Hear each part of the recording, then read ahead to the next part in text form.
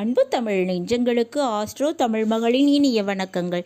இன்றைய பதிவில் மீன ராசியில் பிறந்த நண்பர்களே, அடுத்து வரக்கூடிய 21 நாட்கள் உங்கள் வாழ்க்கையில் நடக்க போகின்றது அதிசயம்.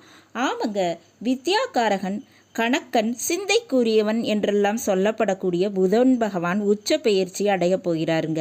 அதனால் கிடைக்க போன்ற பலன்கள் குறித்து தான் இன்றைய பதிவில் பார்க்க போகிறோம். பதிவினை முழுமையாக பாருங்கள். பதிவு பிடிச்சிருந்தா லைக் பண்ணி கமெண்ட் பண்ணி மற்ற நண்பர்கள் உறவினர்கள் பயன்பெற அவங்களுக்கும் ஷேர் பண்ண மறந்துடாதீங்க. இதுவரை நம்முடைய ஆஸ்ட்ரோ தமிழ் மகள் சேனலை சப்ஸ்கிரைப் பண்ணாத நண்பர்கள் சப்ஸ்கிரைப் பண்ணி கூடவே தெரிகிற பெல்லைக்கான கிளிக் பண்ணி ஆல் ஆப்ஷன்ஸும் செலக்ட் பண்ணி வச்சுக்கோங்க. ஏற்கனவே மீன ராசியில் பிறந்த நண்பர்களுக்காக நம்ம சேனலில் சனி பகவானுடைய வக்ர பயிற்சி பலன்கள் மற்றும் ராகு கேது பயிற்சி பலன்கள் பதிவு செஞ்சாச்சு. பதிவினை பார்க்காதவங்க டிஸ்கிரிப்ஷனில் லிங்க் இருக்கு, போய் பார்த்து பயனடைஞ்சுக்கோங்க. மீன ராசியில் பிறந்த நண்பர்களே, உங்கள் ராசிநாதன் குரு பகவான் மிதுன ராசியில் இருக்காருங்க. அக்டோபர் மாதம் 18ஆம் தேதி பெயர்ச்சியாகி கடக ராசிக்கு போயிடுவார். அப்போ உச்ச பலன் தரப்போகிறாரு. இது அதிசார பெயர்ச்சி தாங்க. இந்த ஒரு நேரத்தில் அக்டோபர் 18ஆம் தேதிக்கு முன்னதாகவே, அதாவது அக்டோபர் மாதம் 11ஆம் தேதி சிம்ம ராசியிலிருந்து கன்னி ராசிக்கு புதன் பகவான் பெயர்ச்சி அடைய போகிறாரு.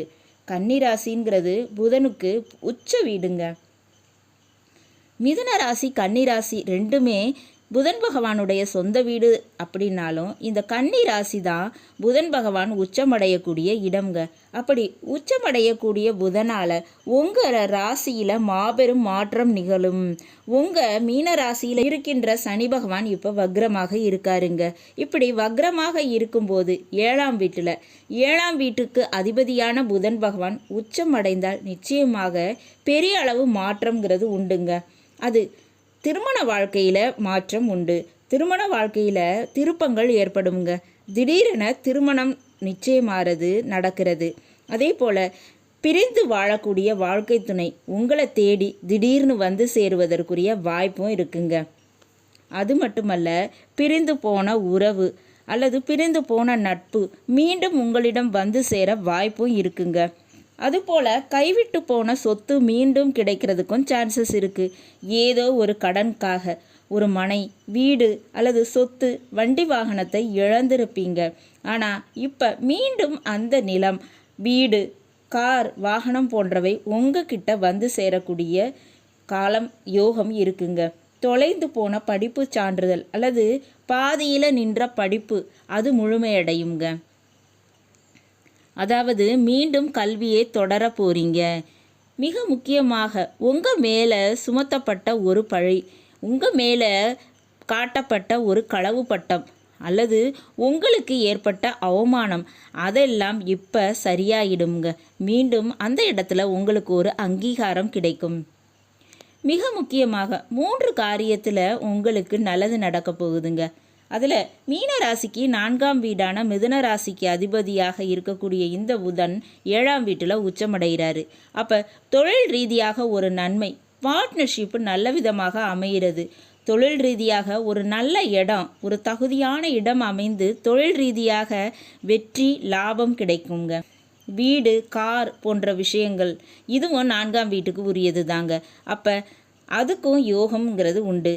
7ஆம் வீட்டோட அதிபதி, அப்போ அவர் 7ஆம் வீட்டிலேயே உச்சமடைகிறதால நண்பர்கள், உறவுகள், வாழ்க்கை துணையால் நன்மைகள் பல கிடைக்க போகுதுங்க.